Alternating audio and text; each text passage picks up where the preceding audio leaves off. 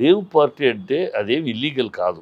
Rave party అనేది ఈ గతంలో గెట్ టుగెదర్ అని, రివైవల్ పార్టీ అంటే రివైవల్ పార్టీ అంటే గత స్మృతులు తలుచుకోవడానికి ఎన్నెళ్ళు కొంచెం దూరంగా ఉండి బాగా సన్నిహితంగా ఉండి దూరం అయిపోయిన వాళ్ళు, చదువుకున్న విద్యార్థులు దూరం అయిపోయిన వాళ్ళు, ఈ సన్నిహితంగా ఉండి దూరంగా ఉన్నాళ్ళు రివైవల్ అంటే మన స్నేహాన్ని, మన బంధాన్ని, మన స్మృతుల్ని రివైవ్ చేసుకోవడానికి రివైవల్ పార్టీ అని పెట్టేవాళ్ళు. గెట్ టుగెదర్ అని పార్టీ పెట్టేవాళ్ళు.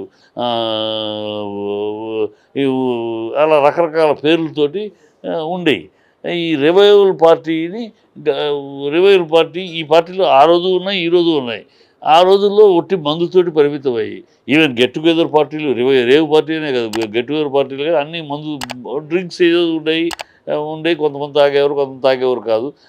అలాగే రివైవల్ పార్టీని ఇది కొంచెం మోతాదు పెంచి ఎంట్రీ ఫీజుతో సహా ఎంట్రీ ఫీజు పెట్టి సెలబ్రిటీస్ని కూడా కొంతమంది పిలిచి, so interaction with celebrities, interaction with డ్యాన్సులు, కేరింతలు. సో ఆ ఇంటరాక్షన్ విత్ సెలబ్రిటీస్ విఐపితో అన్నప్పుడు ఎవరికైనా హుషారుగా ఉంటుంది. సో అందుకని డబ్బులు పెడతారు, ఎంట్రీ ఫీజు పెడతారు. ఈ ఎంట్రీ ఫీజు అని పెడతారు. ఈ హేమ లాంటి దానికి ఎంట్రీ ఫీజు హేమ 2 లక్షలు కట్టి వెళ్ళాల్సిన కర్మలేదు అమ్మాయికి ఎదురు. సో హేమ లాంటి వాళ్ళు హేమ లాంటి వాళ్ళని ఇన్వైట్ చేస్తారు వెల్కమ్ ఇన్వైటీస్గా. అంటే వీళ్ళు ఉంటే పార్టీ కొంచెం సెలబ్రిటీస్ ఉంటే కొంచెం హంగుగా ఉంటుంది, బాగుంటుంది. నలుగురు మోడల్స్ ఉన్నారు, మోడల్సే కాకుండా సినిమా సెలబ్రిటీలు కూడా ఉంటే బాగుంటుందని పిలుచుకున్నారు. ఇంకా కన్నడ సెలబ్రిటీలు ఎవరున్నారో మనకు బయటికి రాలా. సో ఈ పిలుచుకొని ఉండొచ్చు. ఆ అమ్మాయి ఇల్లు ఉండొచ్చు. వెళ్తే అక్కడ ఏంటి సరదాగా డ్యాన్స్ చేస్తారు, సరదాగా డ్యాన్సులు గింగులు హంగమాలు జరుగుతాయి. దాంతో డ్రగ్స్ తీసుకున్నారని కాదు కదా, డ్రగ్స్ తీసుకునే వాళ్ళు పబ్లిక్లో అక్కడ తీసుకోరు.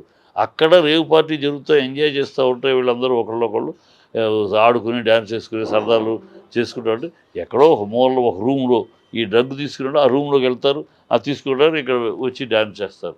అదే పబ్లిక్గా డ్రగ్స్ తీసుకోరు అంతమంది మధ్య. సో అది ఈ అమ్మాయి ఫంక్షన్కి వెళ్ళి ఉండొచ్చు, అక్కడ ఎవడో డ్రగ్స్ తీసుకుని ఉండొచ్చు. అమ్మాయి ఫంక్షన్ సరదాగా విఐపి ఇన్వైట్ చేశారు, అందుకు వెళ్ళింది సరదాగా కొద్దిసేపు గడిపింది, వచ్చేసింది. ఆ నైటే బయలుదేరి వచ్చేసింది. ఆ అమ్మాయికి మిగతా విషయాలకు సంబంధం ఏమిటి? సో రివైవల్ పార్టీ అనేది it is just a get together పార్టీని గతంలో లాగా సింపుల్గా ఏదో కలిసా మాట్లాడుకున్నట్టు విందినా వెళ్ళిపోయాను కాకుండా కొంచెం దాంట్లో సరదా కలిపి ఎంటర్టైన్మెంట్గా ఉండి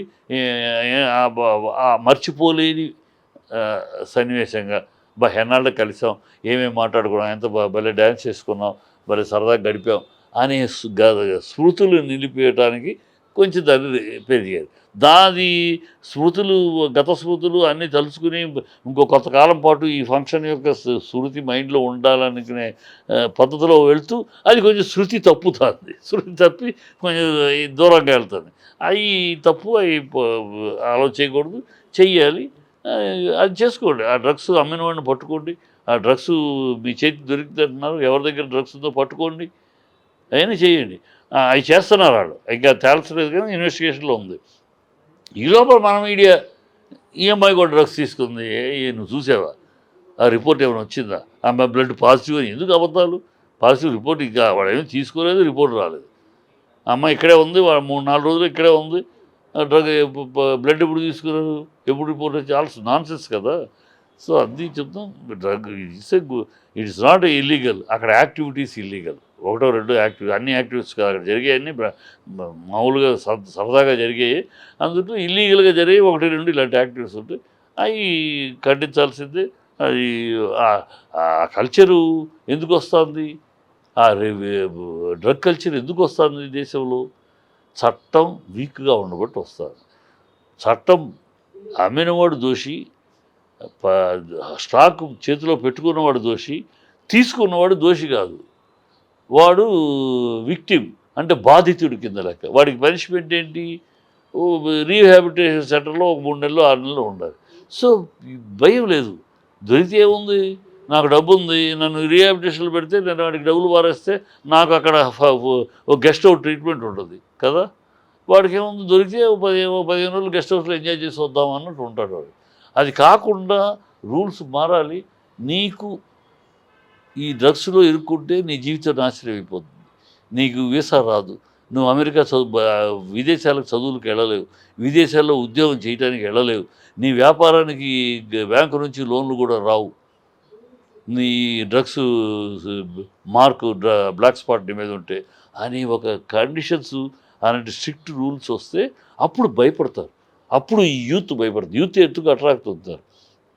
యూత్ భయపడతారు. అమ్మో! మన జీవితం నాశనం అయిపోతుంది. అమ్మో! మన భవిష్యత్తు నాశనం అయిపోతుంది అని భయపడతారు. వాళ్ళ తల్లిదండ్రులు కూడా కాపు కాసుకుంటారు. ఇప్పుడు అది లేదు. ఫ్రీగా వాడు వెళ్తాడు. తల్లిదండ్రులు కూడా పెద్ద పట్టించుకోవట్లా. ఏముంది వాడినేం జైల్లో పెట్టరు. వాడిని అరెస్ట్ చేయరు. వాడినేమి శిక్షించరు. మామూలు రీహాబిలిటేషన్ పంపిస్తారు. మొన్న వాళ్ళకి జరిగితే అదే నా కొడుకు వాళ్ళు దొరికితే వెళ్ళేసి వస్తాడు.